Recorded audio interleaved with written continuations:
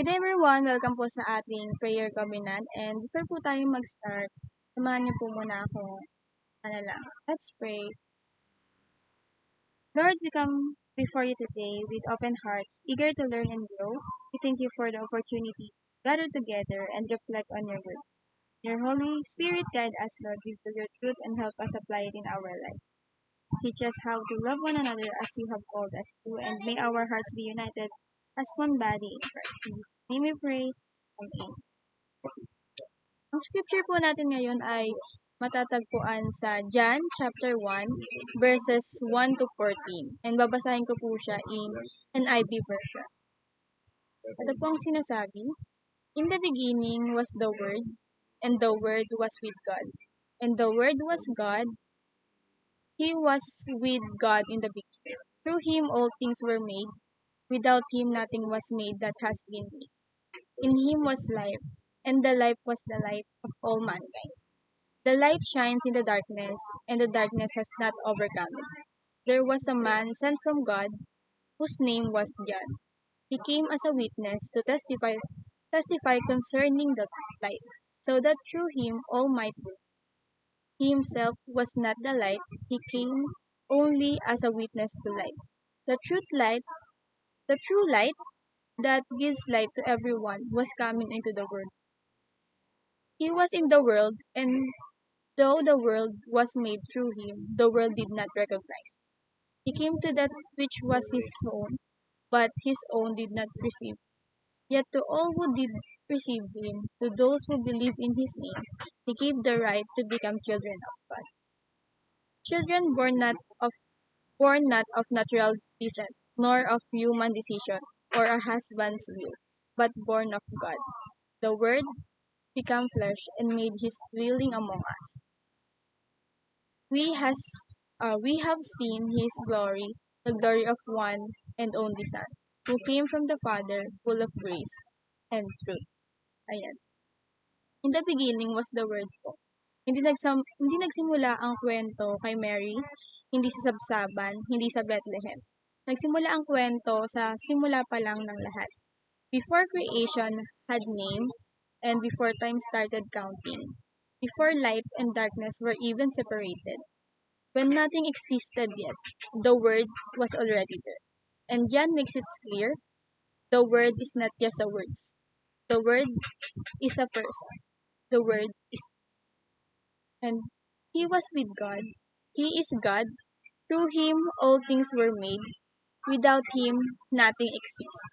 Meaning, bago pa man tayo maguluhan sa buhay, bago pa ang pain, failures, doubts, at unanswered prayers, Jesus was already present.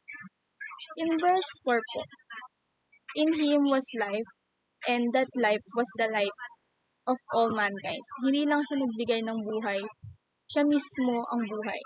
Hindi lang siya nagbigay ng liwanag, siya mismo ang liwanag. And in verse 5 says po that the light shines in the darkness, and the darkness has not overcome it. And minsan po, feeling natin, talo na tayo ng dilim. Pagod na, drained na, parang walang clarity yung nangyayari sa buhay natin. But the promise is clear. Darkness never wins over the light. Hindi sinasabing walang dilim, pero sinasabing hindi ito magtatagumpay. Which means, yung mga problems na dumadaan sa buhay natin, it's temporary. Hindi siya permanent. Because we have light. Even na hindi natin makita, pero nandyan siya. Yung kahit kakakonti na liwanag, still light, na magbibigay hope sa atin. And in verse 6 po, 6 to 8, talks about John the Baptist. He was sent to testify about the light. Hindi siya ang ilaw, pero tinuro niya yung ilaw. This is a truth we need to hear today. We are not called to be the light. Jesus is. But we are called to point people to Him.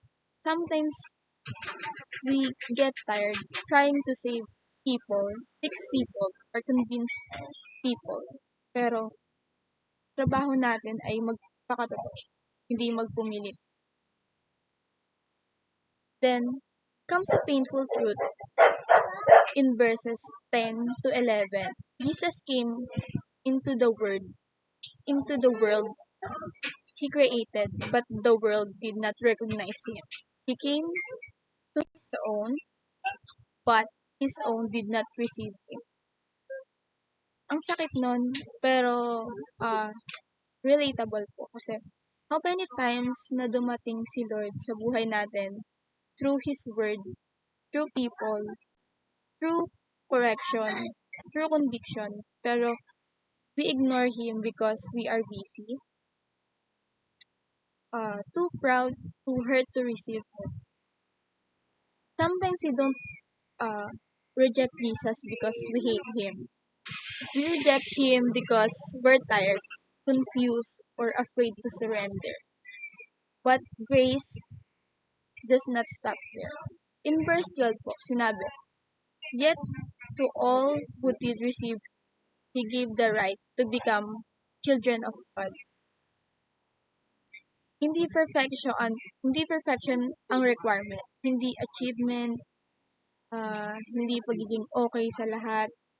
Receiving Him, believing in Him, ayun po yung pinaka-importante. And because of that, we are no longer just servants, no longer just strangers. We are children of God. Then, verse 14 seals the covenant. The world became flesh and made His dwelling among us.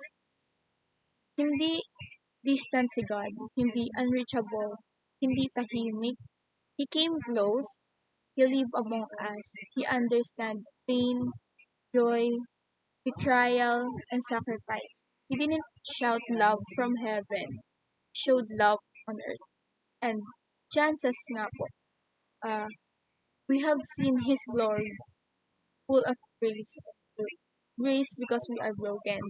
Truth because we need to be transformed. This is the heart of our prayer covenant. We choose to walk with God. We choose to dwell with us. I hope na-remind po tayo sa gustong sabihin ng Lord sa atin sa araw na ito. Lalo na po palapit na rin. Ayan, maraming salamat po sa pakikinig sa ating devotion sa araw na to. And Merry Christmas po ulit sa ating lahat. And samahan niyo po ako ngayon sa ating closing prayer. Lord, salamat dahil Ikaw ang salita na nagbigay buhay para sa amin. Sa gitna ng dilim, Ikaw yung nagsilbing liwanag namin. Sa gitna ng pagod, Ikaw yung naging pahinga namin, Panginoon. Tanggapin mo yung aming puso, Panginoon, kahit na hindi kami perfecto, Panginoon. Turuan mo kami na maging mabuhay bilang mga anak mo, Panginoon. Sa lahat ng gagawin namin, Panginoon, Ikaw ang simula, Ikaw ang gitna, at Ikaw ang wakas sa lahat ng gagawin namin na desisyon sa buhay. Sabayan, Panginoon, sa araw-araw ay aming panalangin sa Panginoon Jesus. Amen.